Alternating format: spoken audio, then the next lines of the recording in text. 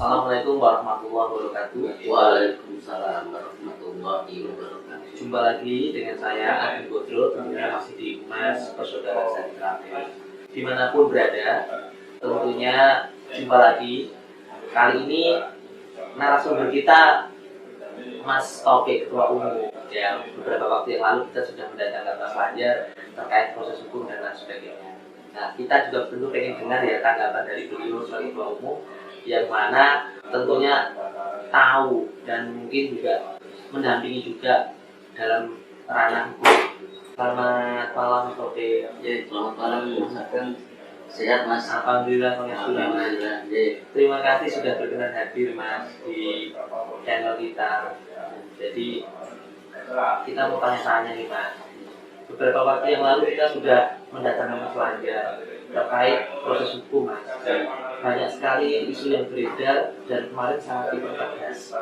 Ya, salah satunya pertanyaan saya nanti akan ada kaitannya dengan itu. Jadi supaya ini gamblang menjadi sebuah informasi terhadap guru-guru yang ada di lapangan. Jadi langsung saja Mas, pertanyaan saya yang pertama adalah bagaimana tanggapan Mas Taufik selaku Ketua Umum dengan keluarnya surat keputusan dari Kepolisian Polda Jawa Timur ini Mas?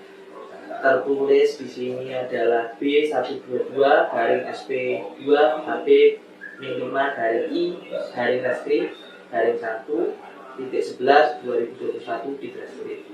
Yang lalu ini menetapkan saudara HW dari statusnya saksi menjadi tersangka. Tentunya ini juga menjadi sebuah kabar yang besar Mas, yang mana yang lalu sudah menjadi kuat dan sudah ditegaskan oleh Fajar bahwa itu benar. Nah, tanggapan Mas Taufik ini seperti apa dengan keluarnya surat dari Polda?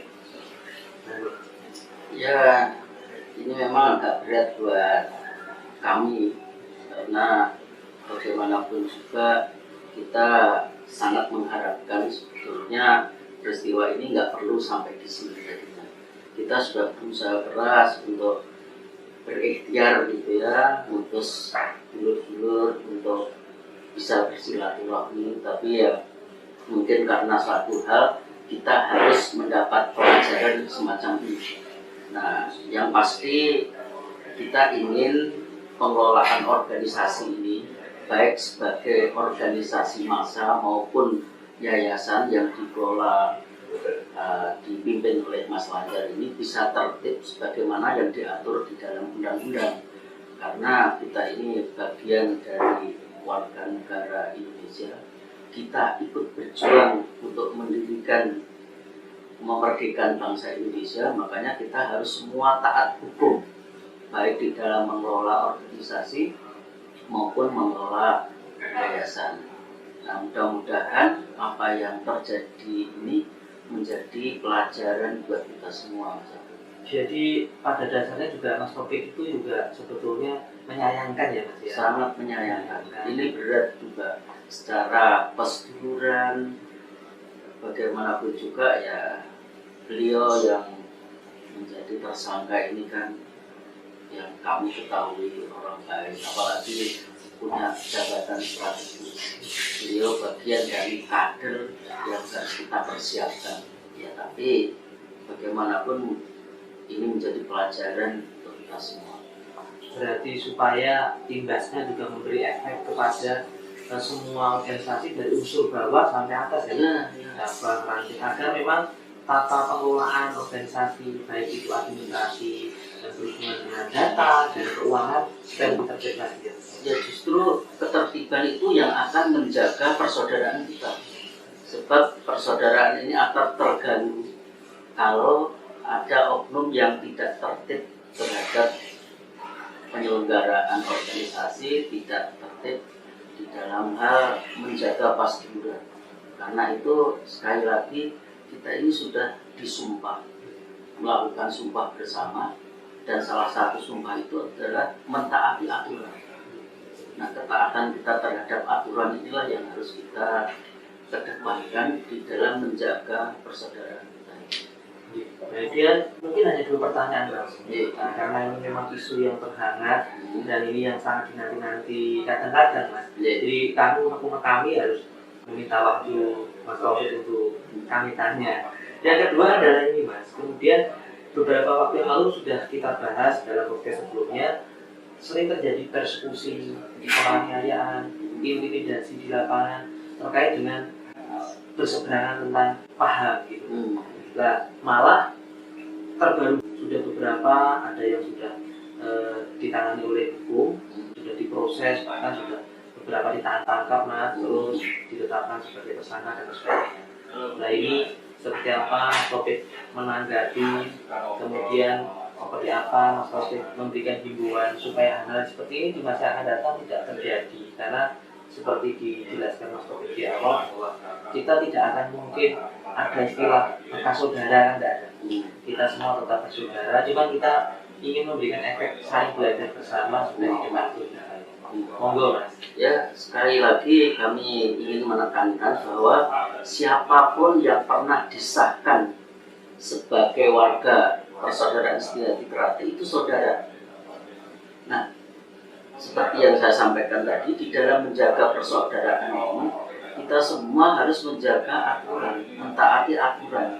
Jangan sampai ada pelanggaran-pelanggaran, termasuk persekusi, termasuk intimidasi, apalagi menebar berita-berita fitnah. Nah, sampai melakukan tindakan fisik yang melanggar hukum. Nah, karena itu adanya sedulur kita yang tertangkap karena melanggar tindakan, ya kita ini sangat mengharapkan ini menjadi pelajaran buat kita semua. Yang pasti kita berharap pasduran kita ini harus kita jaga dengan cara yang baik. Bagaimana ikhtiar-ikhtiar untuk saling menjaga pasduran, saling mengingatkan seperti yang ditegaskan di ADART ini, kita harus berpegang pada prinsip saling sayang menyayangi, hormat menghormati, dan saling bertanggung jawab. Ini yang harus kita pertahankan untuk menjaga persaudaraan kita. Jadi sekali lagi, peristiwa hukum yang terjadi, baik yang tertangkap karena tindakan, ini harus menjadi pelajaran buat kita semua. Jangan sampai sedulur-sedulur kita yang sudah pernah disahkan dan mengucapkan atau mengikrarkan sumpah bersama, menjaga sumpahnya dengan sebaik-baiknya. Nah, tadi sudah ditegaskan ulang sama Kang Mas Taufik. Tentunya ini harus benar-benar dari hati menjadi pegangan kita ya, dulu ada di mana berada.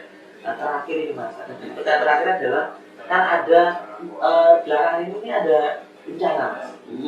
Di belakang kita ada yang sudah banyak melakukan tindakan, banyak melakukan aktif sosial dan sebagainya. Malah ada beberapa cabang melakukan PSHT turut berperan dalam kegiatan itu. Seperti apa ini tanggapan Taufik dengan musibah yang terjadi di negara kita ini? Ya, kita ini memang sedang mendapat ujian yang luar biasa, baik karena COVID-19, karena banjir di Kalimantan Selatan, karena gunung meletus dan sebagainya. Dan ini menjadi keprihatinan kita semua. Tapi saya bangga dan bersyukur ternyata sedulur-sedulur kita dari berbagai daerah, terutama yang ada di wilayah Kalimantan, dari Kalimantan Utara, Buntang dan sebagainya, guyup rukun untuk peduli terhadap sedulur-sedulur yang terkena dampak banjir terutama. Ini hal yang luar biasa dan saya yakin yang terdampak karena COVID maupun karena gunung meletus, ini sedulur-sedulur kita juga peduli. Dan saya atas nama Ketua Umum tentu sangat berterima kasih kepada sedulur-sedulur yang telah peduli dan menghimbau agar kita dalam situasi keprihatinan ini harus meningkatkan solidaritas persaudaraan kita, memperkuat ukhuwah kita agar beban yang diderita oleh sedulur kita ini bisa kita atasi secara bersama-sama. Sekali lagi saya sangat berterima kasih kepada sedulur-sedulur yang telah peduli dan menghimbau yang belum peduli untuk cantut tali wondo membantu sedulur-sedulur kita yang terdampak baik banjir, terdampak COVID maupun terdampak bencana yang sedang terjadi. Dan tentunya ya Mas, momen ini bisa dijadikan sebagai momen untuk memperbaiki silaturahmi yang ada sebenarnya. Jadi dengan konflik-konflik yang ada kita lupakan, kita betul-betul baik gitu ya. Sangat setuju. Jadi dengan keprihatinan ini, baik itu tadi yang terkait dengan masalah putusan dari Polda, ada sedulur yang ditangkap, ada bencana, ini mari kita jadikan momen untuk membangun kembali rasa persaudaraan kita.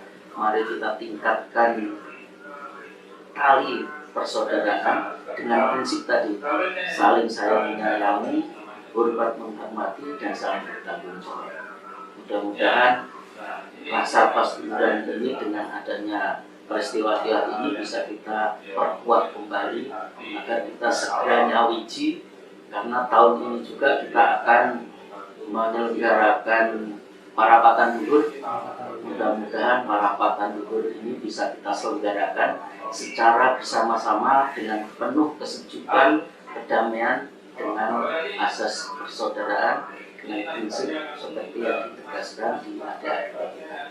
Siapa tahu ini malah bisa menjadi momen untuk kembali utuh ya Mas ya. Ya, itu yang kita harapkan, karena kita sudah selama hampir 5 tahun ini mendapat pelajaran sangat berharga. Marilah kita kembali nyawiji, bersatu dengan melepas ego kita. Mari kita membuka hati dan pikiran kita agar kita bisa betul-betul menjadi persaudaraan yang kokoh, agar PSHT tetap jaya selama-lamanya. Nah, baik Mas Taufik, terima kasih. Kami rasa cukup, mengingat tadi saya dibisik-bisik Mas Taufik harus geser tempat. Jadi saya rasa dari pembatasan ini tapi sangat berisi Mas. Berisi. Matur sembah nuwun atas kehadirannya Mas. Tentunya harapan kita bersama ini menjadi PSHT yang kukuh di masa yang akan datang, lebih kokoh persaudaraannya ya Mas ya. Baik dulu, saya rasa itu podcast kita hari ini. Saya akhiri saja, masih bersama saya Agung Putra. Wassalamualaikum warahmatullahi wabarakatuh. Wah, PSHT Jaya. PSHT Jaya.